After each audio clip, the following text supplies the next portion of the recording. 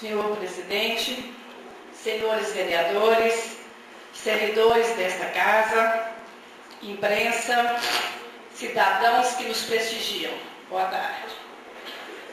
Faço uso dessa tribuna na condição de oradora inscrita pela primeira vez para tratar de um assunto que reputo da maior relevância: a defesa intransigente do interesse público e a busca, enquanto representantes do povo, de contribuir para a construção de uma administração visando a superação das desigualdades sociais, assegurando-se direitos mínimos, de modo que todos possam sentir-se inseridos no contexto social. No trabalho que temos procurado desempenhar, apesar de algumas dificuldades, conseguimos expressivas realizações, sobretudo aquele realizado nas comissões desta casa. Eu quero ressaltar, juntamente com o vereador Amarildo Ferreira e Isaías Martins, que nós sempre desempenhamos um trabalho juntos. Conseguimos, numa participação democrática, a retirada do projeto da doação dos terrenos no ano de 2010, que causaria um prejuízo de mais de 3 milhões de reais ao município, apesar de algum vereador até hoje achar que isso não é a verdade. Buscamos consenso para rever o decreto do ITBI, que se mostrava contrário ao interesse coletivo.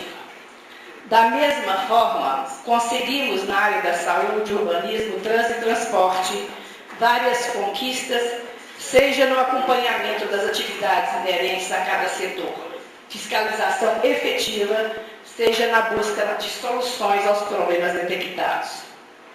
Prova dos resultados não faltam. Em novembro de 2010, a prefeita Maria Beatriz instaurou um processo de sindicância para apurar as possíveis irregularidades contra o município na reforma dos postos de saúde do meio rural. Diante das evidências das fraudes, tentei, por amplos meios, constituir uma comissão parlamentar de inquérito nesta casa, mas infelizmente não aconteceu. Desta forma, sem apoio para um processo interno no Legislativo, encaminhei, juntamente com o vereador Pedro Lucas, as denúncias ao Tribunal de Contas do Estado de Minas Gerais e ao Ministério Público. Na semana passada, para minha alegria, recebi notificação do Ministério Público para apuração Na semana passada, recebi notificação do Ministério Público Estadual informando que foi instaurado inquérito civil público para apuração de eventuais atos de improbidade administrativa, possivelmente causadores de danos ao erário, decorrente das obras de ampliação, reforma e construção dos postos de saúde na zona rural do município de Patos de Minas, tendo como investigados Maria Beatriz de Castro Alves Savassi, prefeita municipal, Maurílio Jerônimo Braga, ex-diretor de Orçamentos e Finanças da Secretaria Municipal de Saúde, e Marema de Deus Patrício, ex-secretário municipal de Saúde. Para a ironia daqueles que acusam injustamente, na mesma data recebi notificação de arquivamento de denúncia formulada contra mim pela então secretária municipal de saúde, Marema de Deus Patrício, protocolada no Ministério da Saúde em 2009. Isto demonstra que a verdade prevalece. E a verdade sempre foi uma diretriz em minha vida.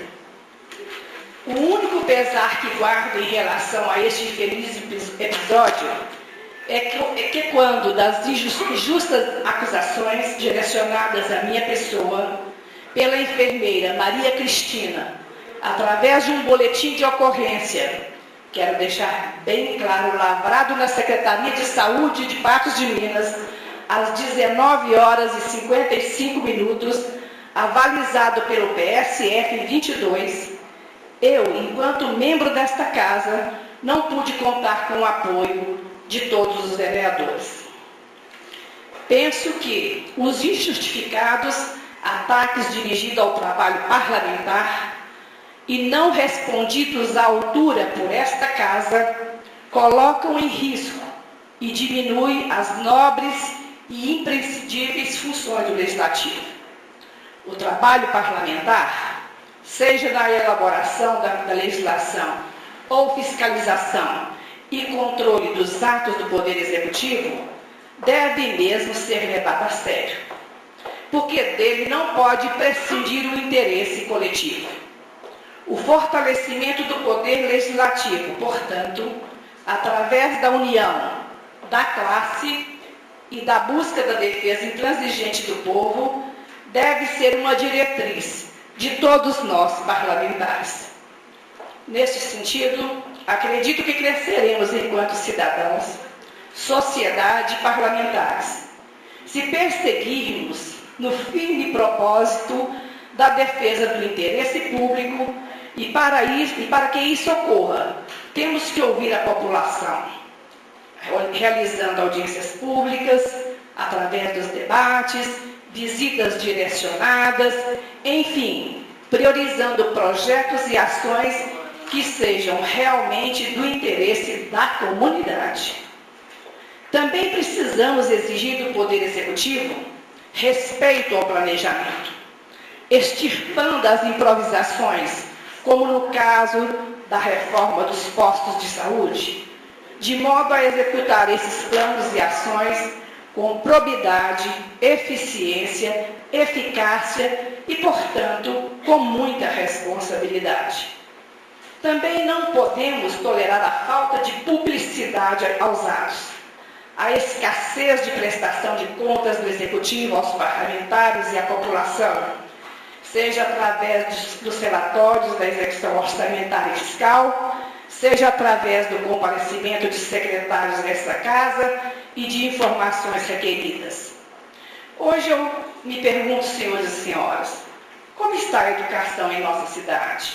O que tem sido feito pela Secretaria de Agricultura, que efetivamente atende o produtor rural, aquele que está lá no campo? O que podemos chamar de orçamento participativo? Qual é o trabalho realizado pelas comissões desta Casa?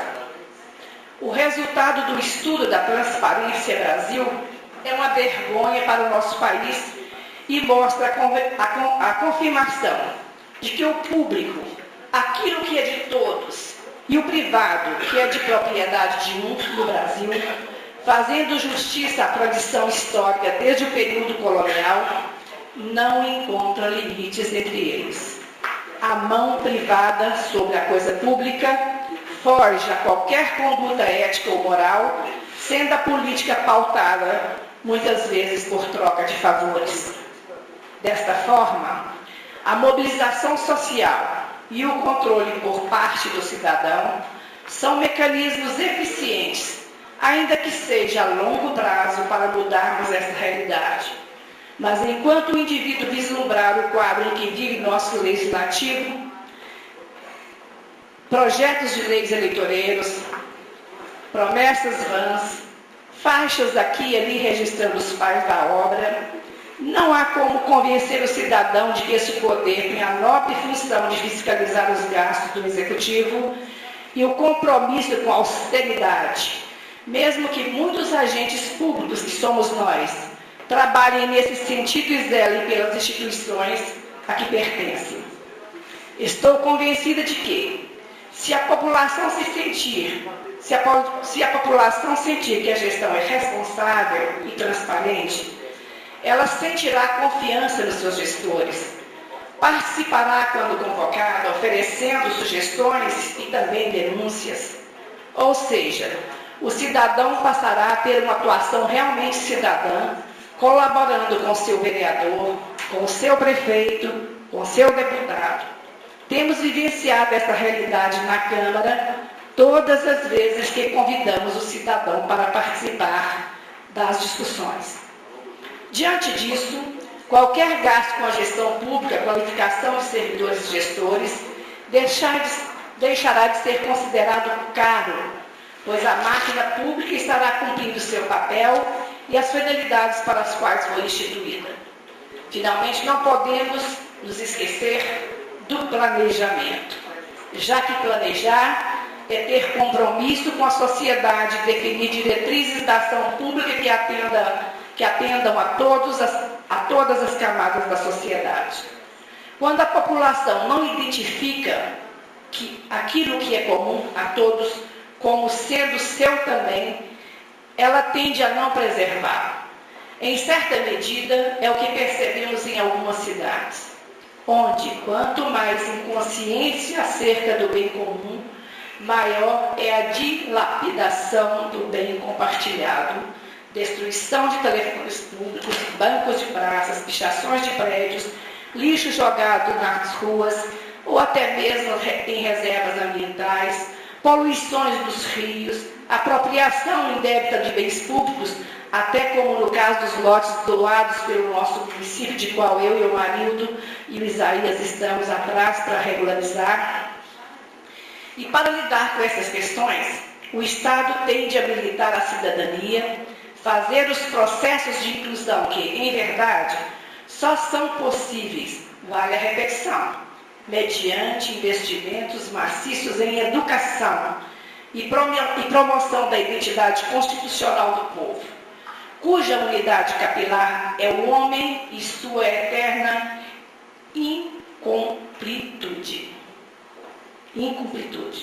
Assim, a questão nuclear do Estado democrático de direito reside no percurso da cidadania, na ampliação das oportunidades de acesso ao sistema jurídico a todos os cidadãos, fazendo-os intérpretes da Constituição e coautores das leis que os regem.